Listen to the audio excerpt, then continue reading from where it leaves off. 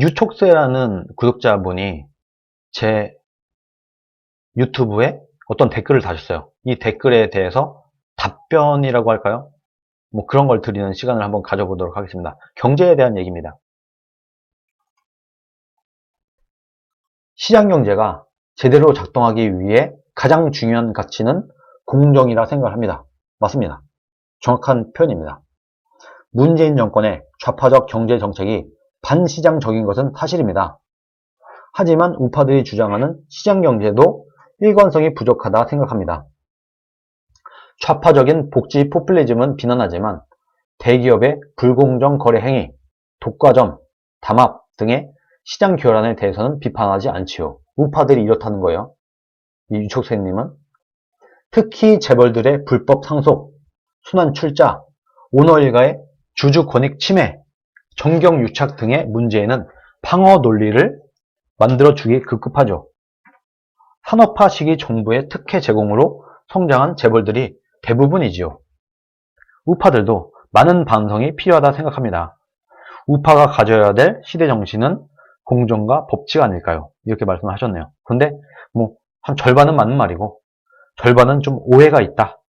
잘못된 생각을 좀 하고 계신 것 같다. 이런 얘기를 제가 먼저 드립니다. 이분에 대해서 제가 좀 몇 가지 설명을 드릴 게 있어요. 일단 이 위부터 다시 볼게요. 대기업의 불공정 거래 행위, 독과점, 담합 등의 시장 교란에 대해서는 비판하지 않지요 라고 하셨는데 담합은 비판합니다. 담합을 옹호하는 우파는 없어요. 이건 가짜입니다. 사짜입니다. 담합하는 건 막아야 되고 공정거래위원회에서 담합을 잡아냅니다.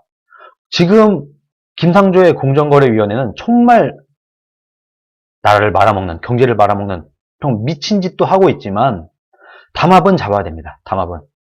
이건요. 우파 중에서 담합을 옹호하는 사람은 없을걸요?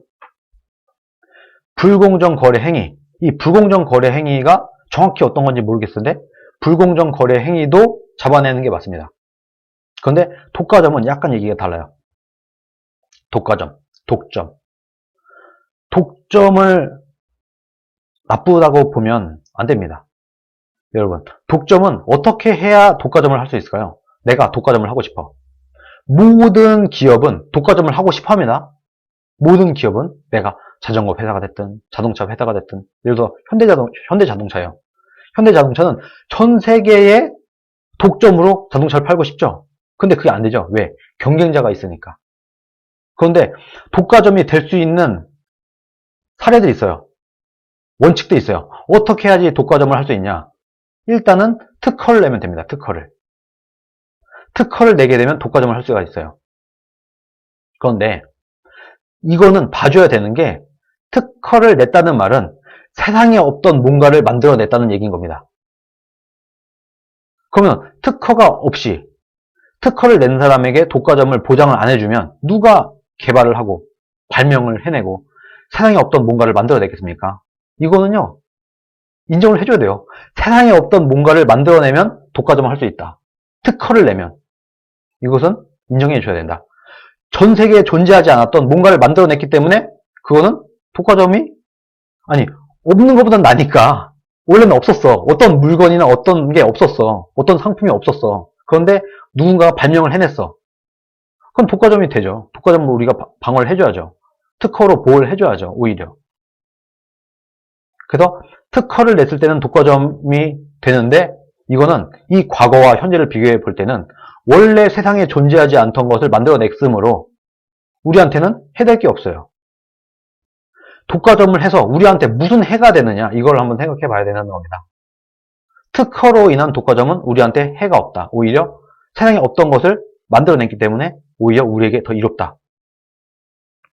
그리고 독과점 하면은 사람들이 이렇게 많이 생각을 해요. 독과점을 하게 되면 갑자기 너무 비싸게 팔지 않냐. 이게 정말 큰 오해 중에 하나입니다. 여러분. 그런데 이건요. 조금만 생각해보면 이해가 쉬워요. 자, 내가 뭔가 엄청난 걸 만들었어. 그런데 이거를 내가 1억에 팔면 한 명이 살 수 있어요. 예를 들어서. 내가 예를 들어서 뭐 어떤 예가 있을까요? 만약에 이 약을 먹으면 안 죽어. 그런 약이 있어요. 불사신을 만들어내는 평생 살 수 있는 약을 내가 만들었다. 만약에. 근데 이거를 예를 들어서 1억에 팔아요. 그러면 한 명밖에 못 사.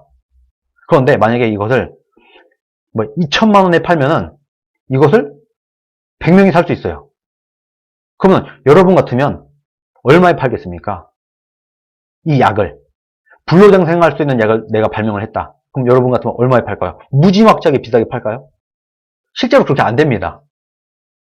그럼 어느 정도 가격을 책정을 하느냐?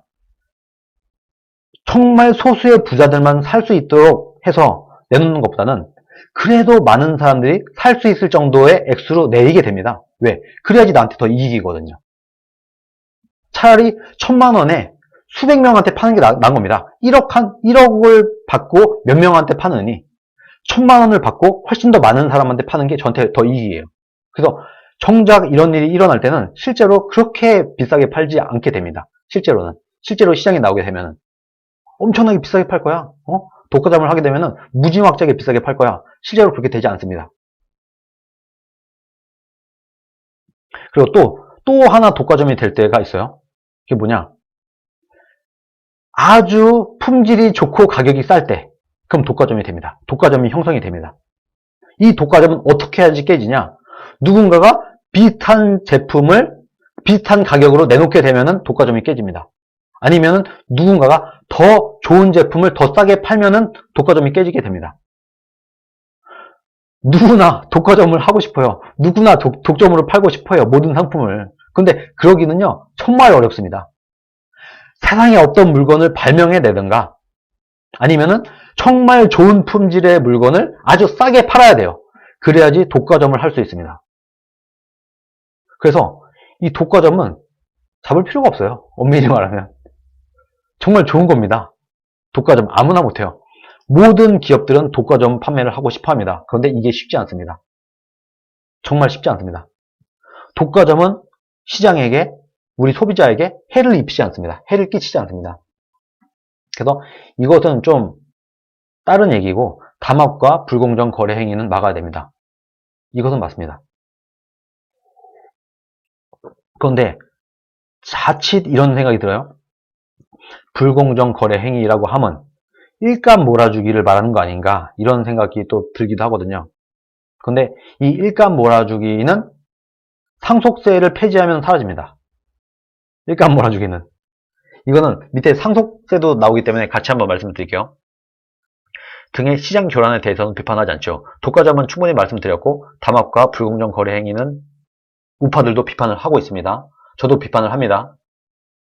특히 재벌들의 불법 상속, 순환 출자, 오너 일가의 주주 권익 침해, 정경 유착 등의 문제는 방어 논리를 오히려 만들어주기 급급하다. 이렇게 얘기를 하고 있습니다. 약간 쪼갤게요. 여기서 불법 상속, 순환 출자, 오너 일가의 주주 권익 침해 이렇게 나오는데, 정경 유착은 비판을 합니다. 우파들도. 정경 유착은 일단 뺄게요. 정경 유착은 하면 안 됩니다. 이건 맞아요. 그런데 정치인들이 엄청나게 힘을 갖고 있으면 정경 유착이 어쩔 수가 없습니다. 어느 나라든지 간에. 정치의 힘이 센 나라는 정경 유착이 있을 수밖에 없다. 정경 유착을 없애려면 정치권의 힘을 빼야 된다. 그런 말씀을 먼저 드리고요. 불법 상속. 당연히 편법 상속을 할 수밖에 없습니다. 왜? 우리나라의 상속세는요, 대기업 상속세는요, 65%예요. 내가 10조를 자식에게 물려주려면 6조 5천억의 세금을 떼요. 이 세금을 낼 사람은 아무도 없습니다. 만약에 이 모든 재벌들이 합법적으로 상속세를 다 내고 상속을 해라, 이렇게 하게 되면요, 다 해외로 도망갑니다, 여러분. 그렇기 때문에 우리나라 법관들이 대법원에서 편법인 걸 알지만 편법으로 재벌들이 상속한 걸 알면서도 봐주는 겁니다. 지금까지. 이 법이 잘못된 거예요. 상속세가 미친 듯이 너무 높다. 우리나라처럼 이렇게 미친 듯한 상속세를 때리는 나라는 없습니다. 이 상속세가 잘못된 거다. 만약에 이 상속세를 고치지 않고 내리지 않고 이대로 무조건 합법적으로 상속세를 다 내라 하면은 우리나라는 제가 볼 때 거의 망합니다. 우리나라 재벌 다 해외로 도망갑니다. 다 이민 갑니다. 법인세가 낮고 상속세가 적은 그런 나라들로 다 도망갑니다. 그래서 이건 부득이한 부분이 있다. 악법도 법이니까 지켜야 되지 않냐. 이것을 반드시 지키게 하면 우리나라 경제는 무너집니다. 이런 현실적인 문제가 있다. 그리고 아까 말했다시피 불공정 거래 행위. 일감 몰아주기도 불법 상속 중에 하나예요. 내가 자식한테 상속을 해야 되는데 상속세가 너무 높으니까 회사를 하나 차려요. 그래갖고 이 회사의 아빠가 예를 들어서 A라는 모기업이 있어요. 근데 내가 자식한테 상속을 하려고 하니까 상속세가 65%야. 그러니까 B라는 기업을 하나 만들어요. 그래서 이 A라는 회사가 모든 일감들을 여기에 모아줍니다. 액수를 많이 받게 하면서 원래는 한 5천만 원 받아야 되는데 1억씩 그냥 이 모기업에서 자식의 기업한테 후한 값을 쳐주면서 계속해서 이 회사의 가치를 키워주는 거예요. 그렇게 해서 경영권 승계가 이루어진다. 이게 일종의 여기서 말한 재벌들의 불법 상속이거든요. 이 역시도 이런 불공정 거래를 없애기 위해서도 상속세를 낮춰야 된다. 그러지 않는 한 절대로 없어지지 않는다. 그리고 순환출자, 이 문제는 따로 말씀을 드려야 될 것 같은데 일단 이 순환출자가 나쁘다. 순환출자는 하면 안 된다. 라는 논리를 피는데 왜 하면 안 되는지, 그리고 순환출자를 하면은 이게 뭐가 나쁜지에 대한 설명을 할 수 있는 사람은 없습니다. 여러분, 우리나라에. 순환출자, 이게 뭐가 나쁘지? 순환출자가 뭐냐? 이거 먼저 설명을 드릴게요. A라는 기업이 있어요. A라는 모기업이 있어요. 그럼 순환출자의 반대말은 뭐냐? 지주회사입니다. 소위 말하는 지주회사. 지주회사가 뭐냐? 모기업이 하나가 있고 엄마 기업이 하나 있고 이 기업이 커지면은 계열사를 만들어요. 계열사 A, B, C 이렇게 만들어요. 그래서 이 위에 모기업이 계열사를 문어발식으로 쫙쫙쫙 내려갖고 이 계열사들을 지배하는 거. 이게 지주회사 구조입니다. 이거를 원하는 것 같아요. 그런데 순환출자는 뭐냐? A라는 기업이 있고 B라는 기업이 있어요.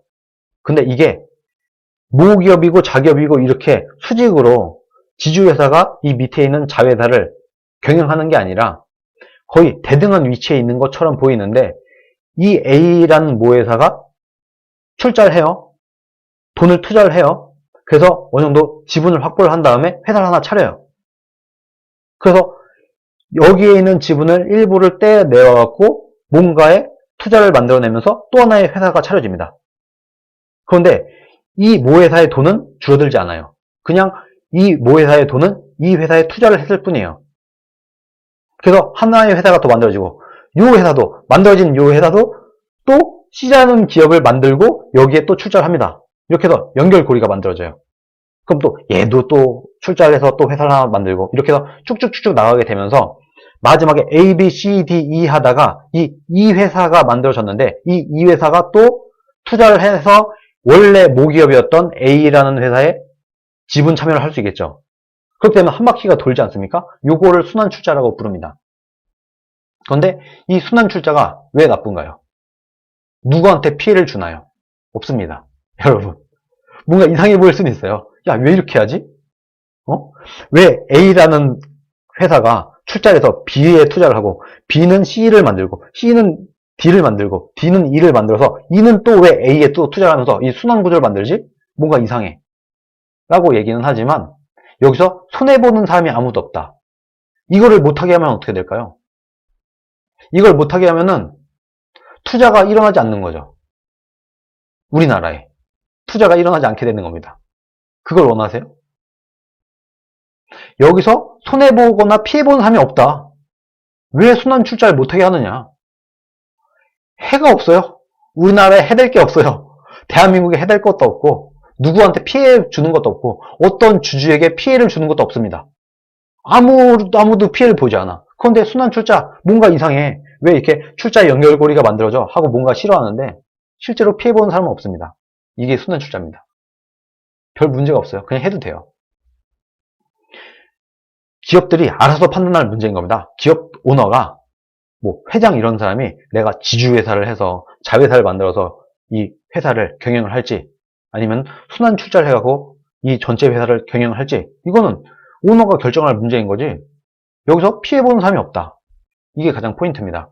그런데 이 순환출자에 대한 비판을 하는 사람들이 들고 오는 하나의 문제가 하나 있어요. 그게 뭐냐? 왜 이건희가 1%도 안 되는 지분을 갖고 거의 100%에 가까운 권한을 행사하느냐 이런 얘기를 합니다. 그래서 이 순환출자 문제와 오너 일가의 주주 권익 침해가 맞물려져 있습니다. 따로 가지 않습니다. 순환출자의 단점, 순환출자의 문제라고 하는 것은 아무도 피해는 보지 않아. 그런데 어떻게 보면 얼핏 보면은 오너들이 지분 1% 갖고 100%의 권한을 휘두르면서 소액 주주들의 권익을 침해하는 게 아니냐, 이런 식의 느낌을 줄 수 있습니다. 그런데 만약에 이것을 못하게 되면 어떻게 할까요? 순환출자를 못하게 하고 오너 일가가 일반 소액 주주들의 이걸 권익 침해라고 부를 수 있나요? 일단 주식을 투자할 때 내가 어떤 마음으로 투자를 하는지를 생각해 봐야 될 것 같아요. 내가 예를 들어서 삼성전자의 주식을 샀다. 그럼 내가 이 삼성전자의 경영에 참여를 하기 위해서 삽니까? 대부분의 개미들이? 대부분의 투자자들이? 그렇게 하지 않죠. 대부분의 투자자들은 그냥 삼성전자의 기업의 주식을 내가 산다라고 하면 삼성전자가 알아서 돈을 잘 벌고 알아서 이 기업 가치를 키워줄 것을 기대를 하고 내가 여기에 투자를 하게 됩니다. 대부분 그렇죠. 그래서 뭔가 착각을 일으킨 거예요. 뭔가 개미 투자자들도 내가 주식이 있는 만큼 뭔가 의결권을 행사해야 된다라고 생각하는 것 자체가 사실 시장에 맞지 않습니다. 현실에 맞지 않아요. 그런데 누군가는 이 주식을 삼으로써 경영에 참여하고자 싶어하는 사람들도 있겠죠. 여기서 문제가 발생을 하는 겁니다. 그런데 만약에 이게 오너 입장에서 생각을 해보시면 될 것 같아요. 내가 예를 들어서 어떤 중소기업을 만들었어요. 한 10억짜리 중소기업을 만들었어요. 내가 100% 지분이에요. 이때는 법인 기업으로 내가 10억짜리 회사를 만들었어요. 그런데 내가 뭔가 사업이 더 잘 돼. 그런데 나는 돈이 더 없어. 내가 외부에 투자를 유치해갖고 한 100억짜리 회사를 만들면 돈을 무지막지하게 더 잘 벌 수 있을 것 같아. 그런 확신도 있고 사업 기획서도 있고 충분히 투자한다는 사람도 있대. 투자할 사람도 있어. 그만큼 내가 기가 막힌 뭔가의 아이템을 만들어냈어요. 그러면 이때 만약에 이러한 오너의 경영권이 지켜지지 않는다고 하면 나는 돈이 없는 사람은 절대로 외부에 투자를 유치할 수 없습니다. 외부에 투자를 유치해서 내 지분이 49%가 되는 순간 나는 경영권을 잃어요. 반대로 말하면 내가 돈이 없어도, 내가 금수저가 아니라도, 내가 지금 당장 돈이 없어도 큰 기업을 만들 수 있게 하기 위해서 이런 게 필요한 겁니다. 나는 1억밖에 없어. 근데 나는 100억짜리 기업을 경영을 하고 싶어. 이때 이것을 가능하게 하는 게 사실 이런 거예요. 그래서 외국 같은 경우는 이런 일이 잘 없죠. 왜? 차등 의결권이 있으니까. 근데 우리나라는 이런 게 없습니다. 그러니까 이런 온갖 편법, 순환 출자, 무슨 주식에 대한 것을 비비꼬고 이렇게 해가면서 자신의 이 액수가 얼마 안 되는 지분을 갖고 큰 의결권을 행사할 수 있는 온갖 편법들이 판을 치게 된 거예요. 이것을 해결해야 된다. 이것을 해결하지 않고 만약에 자신의 지분만큼만 의결권을 행사해야 된다. 이렇게 이 나라의 구조가, 기업 구조가 그렇게 가게 된다고 하면은 백 없고 돈 없고 금수저가 아닌 사람은 절대로 큰 기업을 경영할 수 없습니다. 거기에다가 내가 돈만 있으면 엄청나게 떼돈을 벌 수 있는 사업 아이템이 있다고 하더라도 그런 사업을 할 수 없는 나라가 돼버리고 말아요. 주식회사의 이점이 다 사라진다. 주식회사의 가장 큰 이점이 뭐냐? 내가 가난해도 돈이 없어도 내 능력과 아이디어만 있으면 여기저기서 무지막지한 돈을 끌어모아서 내가 사업을 할 수 있고 그 사업의 오너를 내가 할 수 있다는 것이거든요. 이게 불가능해진다. 이것을 이해를 해야 되는 겁니다. 그래서 이것을 오너 일가의 주주 권익 침해라고 말해서는 안 돼요. 오히려 여러분 같으면 내 회사인데 내가 외부에 투자를 유치하면 이게 더 이상 내 회사가 되지 않아. 이러면은 외부에 있는 돈을 투자를 못 받게 되는 거예요. 그렇기 때문에 이것을 지켜줘야 된다, 오히려. 그런 법을 차라리 만들어야 된다, 오히려 역으로. 이렇게 일반 주주 권익을 침해서는 안 돼, 이렇게 말을 하지 말고 차라리 차등 의결권을 우리나라도 만들자. 차라리. 그래서 편법을 없애자. 이렇게 주장하는 것이 맞습니다.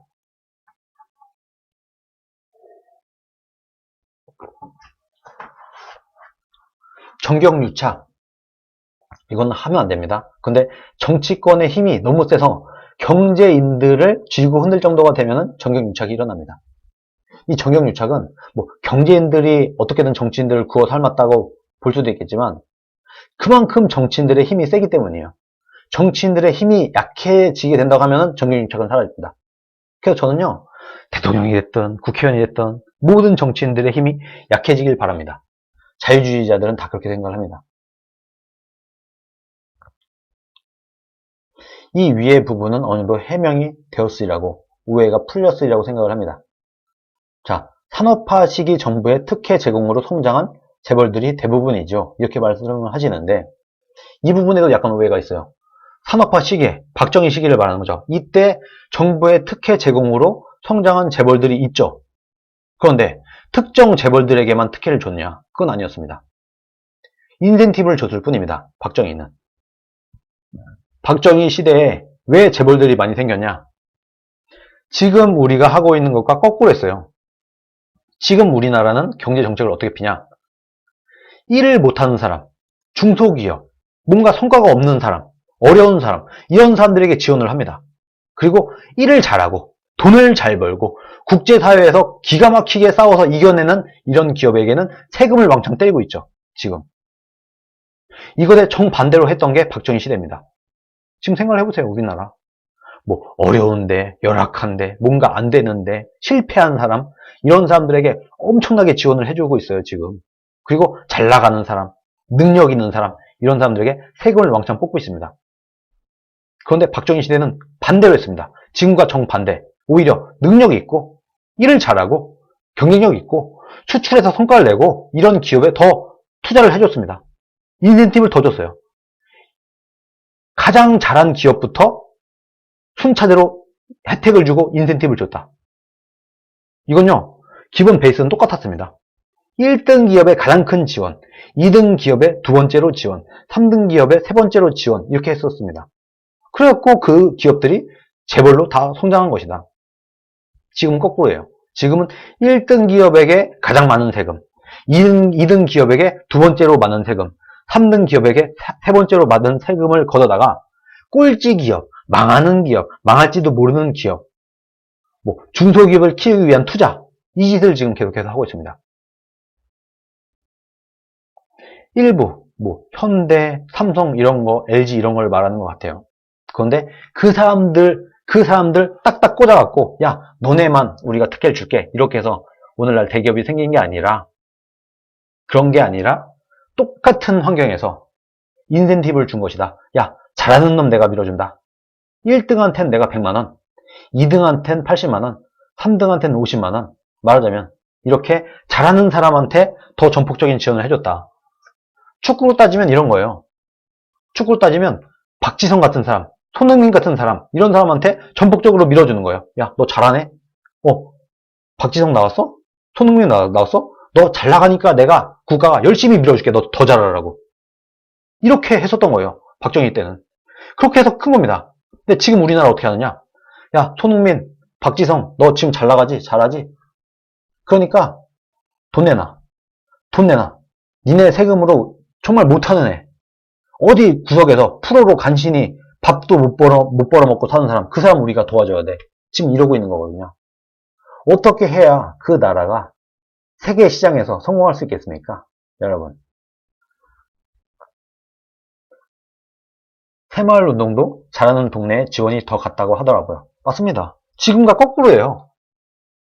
지금 우리가 박정희 떠들고 새마을운동 잘했다 이런 거 떠드는데, 그때 새마을운동의 이점, 박정희 시절에 어떻게 우리나라가 잘 살게 됐고 세계 최고의 기업들이 나왔는지에 대한 건 다 까먹고 거기서 아무것도 우리가 얻지 못하고 있어요. 아무런 교훈도 얻지 못하고 있어요. 그게 뭐였냐? 잘하는 놈을 더 전폭적으로 밀어줬다. 그거예요, 그거. 박정희 시절의 성공 비결? 잘하는 사람을 밀어주고 못하는 사람은 지원 안 해주고 그냥 망하든지 말든지, 말하자면 이랬던 겁니다. 그러니까 더 열심히 기를 쓰고 1등 하려고 애를 쓰죠. 모든 기업들이. 그거였다. 근데 지금은 거꾸로 하죠. 잘 나가는 사람, 잘 나가는 기업 바지끄자니 붙잡고 늘어지고 어떻게든 세금 더 거두려고, 어떻게든 지금 문재인 정권은 삼성 이런 거 해체하려고 하고 있어. 재벌 해체하려고 하고 있어요. 이재용에게 65%의 세금을 때리면 그 즉시 삼성은 국유화됩니다. 이재용이 경영하던 삼성이 문재인이 경영하는 기업이 되고 말아요. 그 짓을 지금 하려고 한다. 재벌 해체하려고 한다. 지금 거꾸로 하고 있습니다. 박정희 때 성공 비결과 정반대로 하고 있다. 지금 우리나라가. 그러니까 안 되지. 보세요. 산업화 시기 정부의 특혜 제공으로 성장한 재벌들이 대부분이죠. 당연히 그때 당시에 대부분이죠. 왜? 지금은 대기업이 재벌이 생기질 않아 지금. 생길 수 없게끔 만들어놨어요. 지금 거꾸로 하니까. 박정희 시대와 정반대로 하고 있으니 재벌들이 만들어지나. 피터팬 증후군이라고 하죠. 중소기업에서 발전을 하기 싫어한다. 기업가들이. 왜? 대기업이 되면은 아주 그냥 못 잡아먹어서 안달이거든 국가가. 다들 안 크려고 하죠. 그러니까 재벌이 생기겠습니까? 오히려 지금 재벌들을 왜 못 만들어내냐 지금 최근에 산업화 시기 이후에 도대체 왜 우리나라는 새로운 재벌이 안 만들어지냐 요거를 우리가 고민해야 되는 겁니다. 왜 이때 당시에 산업화 시기에 왜 이렇게 많은 재벌들이 생겨났을까? 왜 이렇게 세계적인 인류 기업이 하필이면 산업화 시기에 만들어지고 지금까지 그 재벌들이 잘 나가고 있을까를 걱정할 게 아니라 왜 이 이후에 박정희 전두환 이후에는 왜 이렇게 글로벌 기업들이 우리나라에 안 나오는 거야? 이거를 우리가 걱정해야 될 게 아닐까요? 이것을 우리가 고민해야 될 게 아닐까요? 저는 그렇게 생각을 합니다. 거꾸로 생각을 합니다. 이게 문제가 아니다. 오히려 지금은 왜 우리나라는 대기업이 안 만들어지는가? 그것을 고민할 때다. 잘해놓은 거. 박정희가 잘해갖고 재벌들을 만들어 놓은 거. 요거를 거꾸로 걱정을 해서는 안 된다. 잘한 거다. 오히려 지금 대기업이 더 많은 나라가 잘 사는 나라인 겁니다, 여러분. 대기업이 많아야 안정적인 일자리가 많은 겁니다. 지금 우리나라 왜 이렇게 자영업이 많은가? 안정적인 대기업 일자리가 없으니까. 그건 겁니다. 거꾸로 생각하면 안 된다. 우파들도 많은 반성이 필요하다고 생각합니다. 우파가 가져야 될 시대 정신은 공정과 법칙 아닐까요? 맞습니다. 우파들도 많은 반성이 필요합니다. 제가 지금 말한 것들을 우파들이 알아야 되고 지금 왜 우리나라에서 대기업이 안 나오는지 왜 어떤 좌익들이 순환출자, 일감 몰아주기, 불공정 거래 행위, 불법 상속, 오너가 왜 1%의 주식을 갖고 100% 경영을 하느냐 이런 짓을 하고 있는지를 우리가 정확히 이해를 하고 이런 좌익들의 황당한 주장을 우리가 논리적으로 깨보실 수 있어야 된다. 그런 말씀을 저는 오히려 역으로 드리고 싶습니다. 제가 어떻게 하다 보니까 이분을 다 가져와서 이렇게 얘기를 하고 있는데 제가 이분한테 전혀 악감정이나 이분이 야, 이 사람 왜 이렇게 몰라? 이런 생각으로 제가 갖고 온 게 전혀 아닙니다. 그런데 이 얘기가 정말 제가 많은 우파들한테 들었어요. 나 우파요. 나 미래통합당 지지자입니다. 심지어는 미래통합당 안에 있는 사람들도 이런 얘기를 많이 합니다. 그래서 제가 잘됐다. 이참에 내가 한번 이 많은 우파들의 오해를 한번 풀자. 이런 생각이 들어서 여러분들께 한번 좀 길게 한번 설명을 드려봤습니다.